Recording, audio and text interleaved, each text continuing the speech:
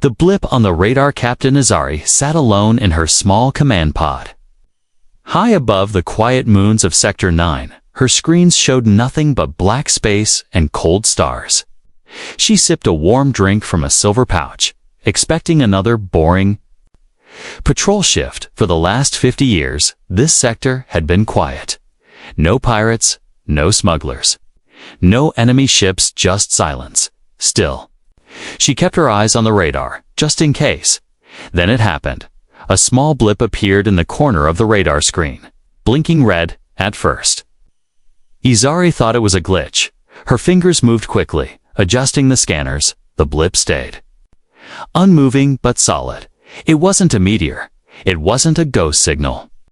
Her heart started beating faster. She zoomed in. Her hands trembled slightly when she saw the shape. A large object, cold, massive, and dark, hovered near the edge of the system. It wasn't broadcasting any ID signal. It was silent, watching. Izari ran a quick scan. The computer's voice said in a low tone, "Unidentified vessel. Class 7 dreadnought. Design unknown. Material composition, human-grade alloys." She froze. Human-grade. That word alone made her skin crawl. Every child on her planet had been warned about humans. They were not just stories, they were myths. Legends, monsters from the past. Creatures that once ruled the stars, but disappeared long ago. No one had seen a human ship in over 300 years. She whispered to herself, "It can't be." Izari quickly opened a secure channel and spoke to command. "This is Scout Vessel 9-1. We have a contact. Unknown ship near the Void Line border. Please advise." The reply came after a long pause. "Repeat that, Captain. Did you say unknown ship?" Izari stared at the radar. "Yes, sir. But it's not just unknown. I think it's human." Silence again. She watched as the ship drifted slowly into the system. No weapons charged, no fighters launched. It just floated like a ghost. Her instincts screamed danger, but her curiosity held her still. Suddenly, her comm screen flickered. A signal came through, coded ancient, something not used in centuries. The computer translated it automatically. "We see you." Izari felt a chill crawl down her back. The message was short, not aggressive, but very direct. Whoever they were, they knew she was watching. They wanted her to know that. She switched off the auto-translation and stared at the signal log. She read it again. "We see you." Her training said she should leave, turn around, report, and run. But something inside her held her there. It wasn't just fear, it was something else. Something deeper. Wonder. What if the humans were back? What if the legends were true? She looked out the main window, trying to catch a glimpse of the ship with her own eyes. At first, there was nothing. Then, between the stars, a dark shape appeared, huge, triangular, and quiet. It didn't glow like her people's ships. It didn't hum. It looked like a floating beast that had been sleeping for ages. Izari zoomed in with her external camera. She saw the details: black metal armor, old battle scars, and symbols written in Earth's language. Her translator worked slowly, trying to decode the marks. Then one line came through. SS Orions. Wrath United Earth Fleet. Her breath caught in her throat. This was no fake. This was real. She leaned back in her seat, her eyes wide. Her voice almost a whisper. "They're really back." Just then, the ship moved slightly, turning its front toward her pod. No weapons activated. But she felt the weight of its gaze, even across space. Her ship shook lightly, not from an attack, but from the pressure of its power. Izari quickly turned on the defense shields, even though she knew they would be useless if the ship decided to strike. But it didn't. It simply sat there, glowing faintly, like a shadow from history, watching her. Her comms crackled again. Another message came through, this time with more words. "We come not in war, but we will not be ignored. Prepare your leaders. Izari stared at the message. Her hand hovered over the send alert button. She knew this would start something big. Maybe even a war. But deep inside, she also knew this moment was bigger than her fear. So she pressed the button. This is Captain Izari. I have visual confirmation of a human warship. Repeat human. Warship in Sector 9 requesting immediate guidance as the alarm echoed through the galaxy's communication lines. Izari sat still, watching the ship float like a giant beast from another age. And for the first time in her life, she understood why her ancestors were afraid of humans, not because they were monsters, but because they were real. The councils? Fear the High Council sat in silence. 12 elders in long gray robes stared at the glowing image hovering in the center of the chamber and outline of the human ship. Cold and massive, slowly drifting in their space. No one spoke, but the tension was sharp. Like a blade floating in the air, Captain Izari stood before them, her hands behind her back. Her voice was calm, but her heart pounded inside her chest. This is not a false signal. It's a human dreadnought. Class 7. It sent 2 messages. One said, "We see you." The other, "Prepare your leaders." An elder named Draken growled softly. No human ship has been seen in 300 years. This is a trick. Izari shook her head. Their design matches historical files. Their language. Their symbols. It all fits. Elder Vale, the oldest among them, leaned forward. If this is true, then we stand at the edge of extinction. The room fell quiet again. Then a younger voice broke through the silence. Counselor Aveni, the youngest member, stood up. But what if they're not here to destroy us? She asked. What if they came for peace? Elder Draken snapped. Humans do not come in peace. Their wars burned entire sectors. Their soldiers walked through fire and didn't stop. They killed without mercy. Izari spoke again, slowly. But this one hasn't attacked. It watched. It spoke. It warned. The council members turned to each other. Some looked afraid, some confused. 8. But Veltha, only one old enough to remember the tail end of the human age, closed his eyes and whispered. My father once told me about the fall of the Zakari Empire. He said one human ship ended their entire fleet, and when they surrendered, the humans let them live. The memory made everyone pause. Izari added carefully, what if the fear we were taught is only half the truth? The debate began. Some screamed for war, some begged for diplomacy. Others wanted to run, to hide, to silence the signal and pretend the ship wasn't there. But the ship still hovered above their skies. Then a new alert rang out through the chamber. A second human ship had appeared. Smaller, faster, closer. A voice came through the public comms line. It was deep, male, slow, and strangely calm. We are here to speak. You have one standard cycle to respond. The voice echoed through every speaker across the city. The people panicked. Children cried. Shopkeepers shut down stalls. Soldiers rushed to defense towers. But no attack came. Just silence and waiting. Izari stood frozen, feeling the weight of history pressing down on her. The humans had returned, not with weapons, not with armies, but with words, and somehow, that was more terrifying. She looked at the elders and said quietly, I will speak to them, if you allow it. Vale opened his old eyes and nodded. Then may the stars guide you, child, because we don't know if you're opening peace, or the door to our end. Outside, the sky above the capital darkened. A massive shadow passed silently overhead. The human ship was no longer just on radar, it was here. Secrets buried in silence, Captain Izari flew back from the council tower. In silence, her ship glided across the sky, but her mind was heavy. She had been chosen to speak with the humans, but not everyone agreed. Half the council wanted her to refuse. The other half just wanted her gone, as if talking to humans would bring doom upon them all. She landed near her family home on the outskirts of the capital. The house was old and quiet, surrounded by tall, glowing trees. Her grandmother waited outside, sitting on a stone bench with her walking stick. Her eyes were pale but sharp, like they'd seen things no one else remembered. Izari sat beside her quietly. Then, after a long pause, she whispered, "They've come back, Nolly." The humans, her grandmother, didn't flinch. Instead, she closed her eyes and said, "I knew they would." Izari turned to her, shocked. "What do you mean?" Nolly looked out into the sky, where the human ship now floated like a ghost. They never left. Not really.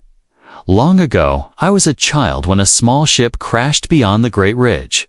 I saw the pilot. He was human. Izar's heart skipped. "You saw one?" Nolly nodded, her voice shaking. "He was tall, dark-skinned, and bleeding. I hid behind a rock, terrified, but then he sat down and spoke gently to a bird. He wrapped it in cloth and fed it fruit. Not a monster, not a killer." Izar didn't know what to say. Everything she had learned about human rage, cruelty, and destruction now felt cracked. Broken, her grandmother continued. "The soldiers found him 2 days later. They said they burned the body, but I saw. They took him away in silence. No one was allowed to speak of it again. They erased him," Izari whispered. "Why would they lie?" Nolly turned her tired eyes toward her. "Because it's easier to control people with fear. If you tell them monsters are out there, they will cling to the leaders for safety. They'll never ask to look behind the curtain." Izari stood up, anger burning in her chest. "They lied to generations. We've hated a species we never even understood."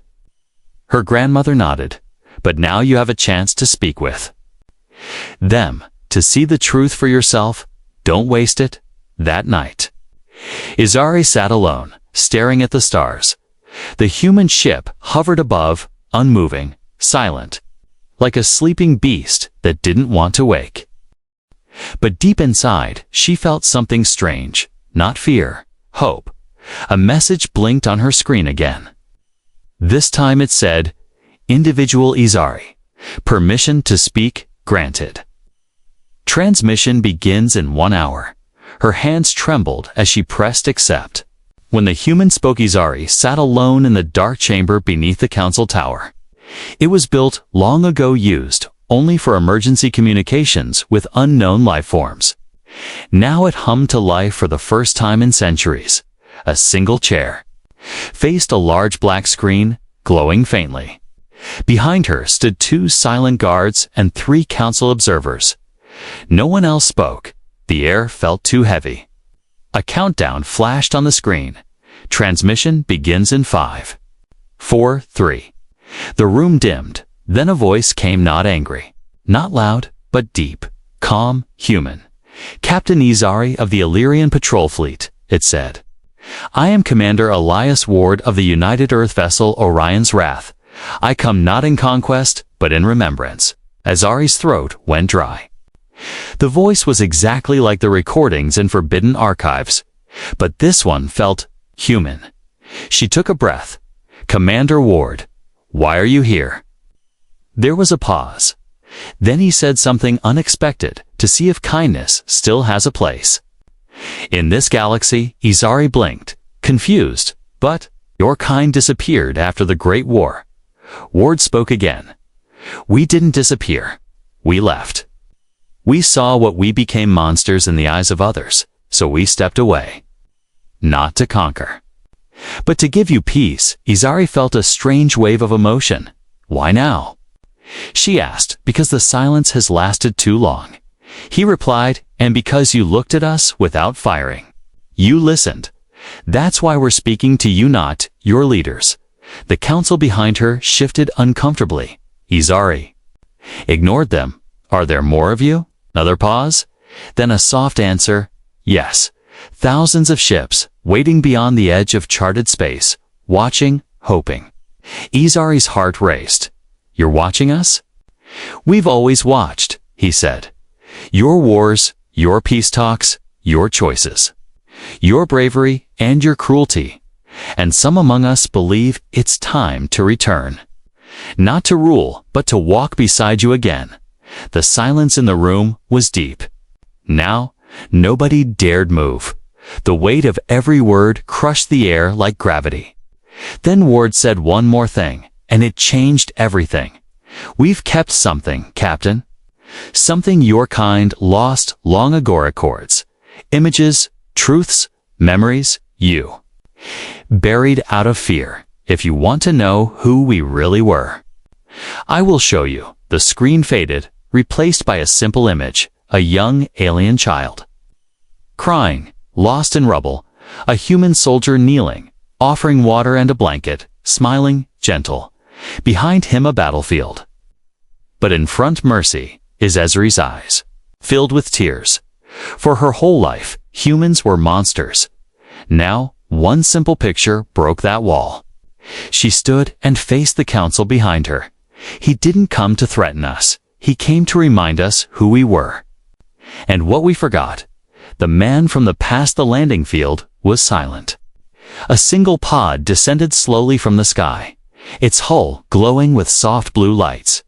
Alien guards stood frozen, weapons raised, but hands shaking. The council had given limited approval for the meeting. No reporters, no broadcasts, only Azari 3 scientists. And a medical team just in case. As the pod touched the ground, a deep hiss filled the air. Then the ramp lowered. And he appeared, the human. He walked slowly, tall and broad-shouldered, dressed in a long black coat that moved like it carried memories.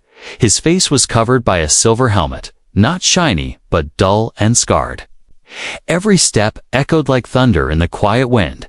Izari stood at the edge of the landing pad, her fingers clenched tight at her sides. Her heart beat so hard it felt like it might crack her ribs.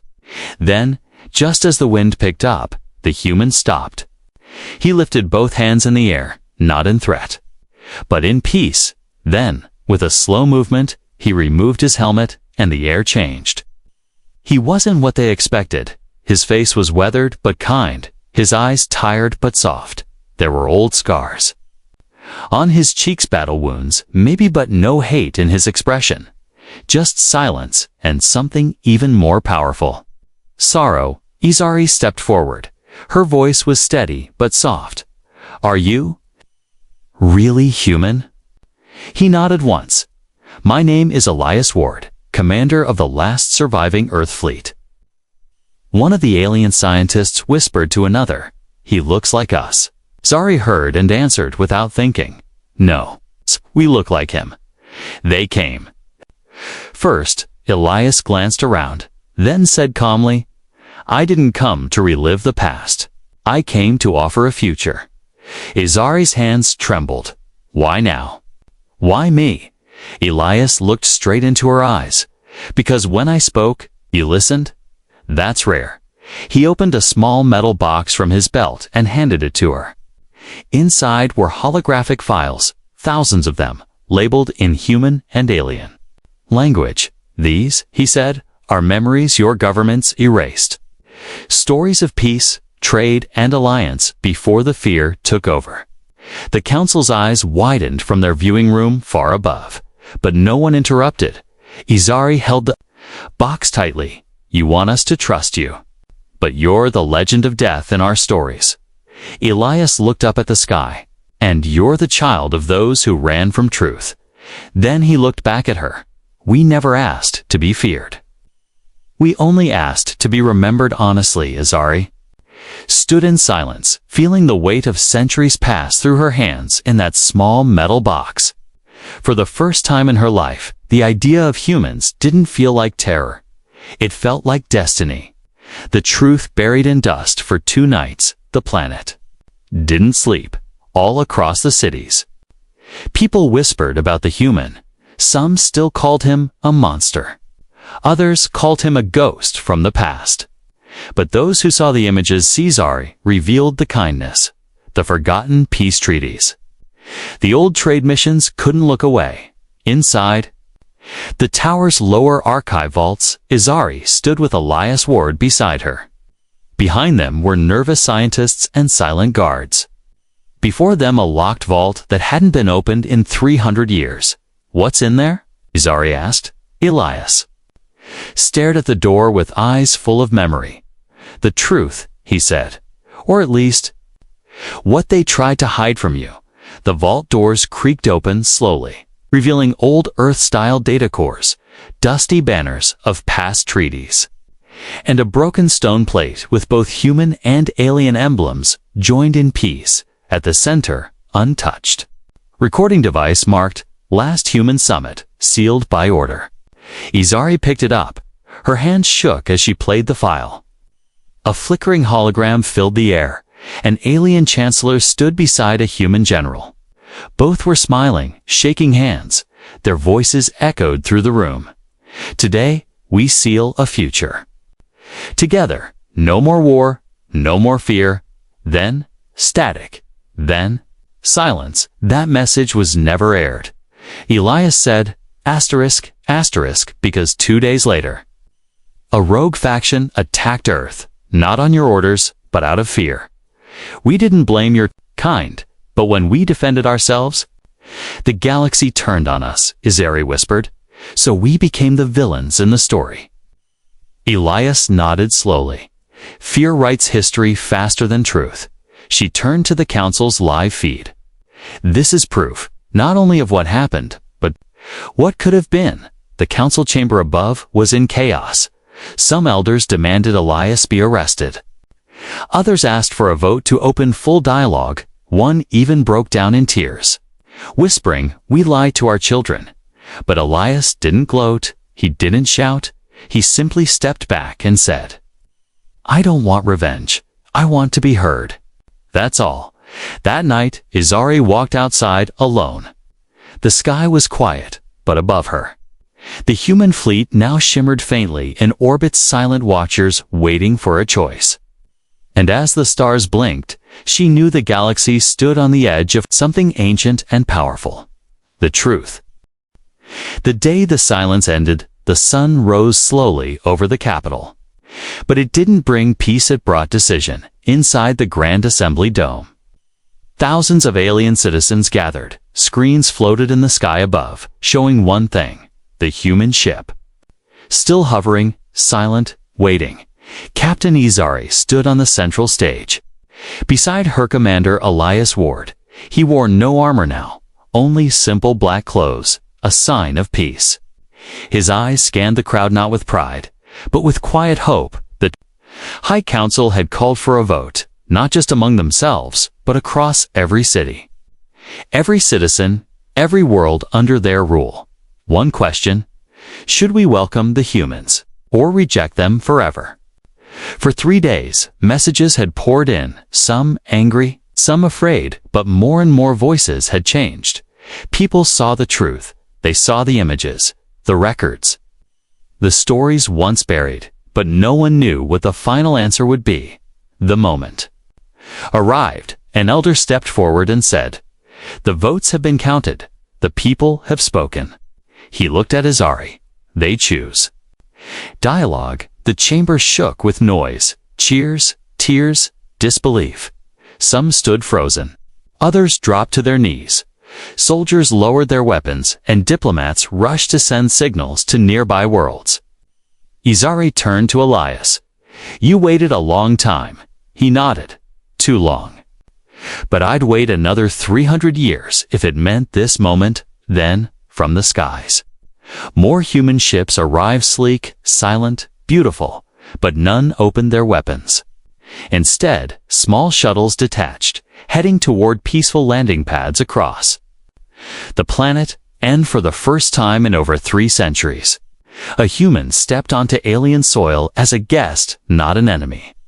A child ran from the crowd to Elias, staring up at him with wide eyes. "Are you really the human from the stories?" He knelt and smiled. "No, little one. I'm just the beginning of a new one." That evening, Izari looked up at the stars, now full of lights, movement, and connection. Not fear, not lies, but a new chance. And she whispered softly to herself, the myth was real, but so was the truth. And now the future belongs to us both. The silence had ended, and a new story had begun.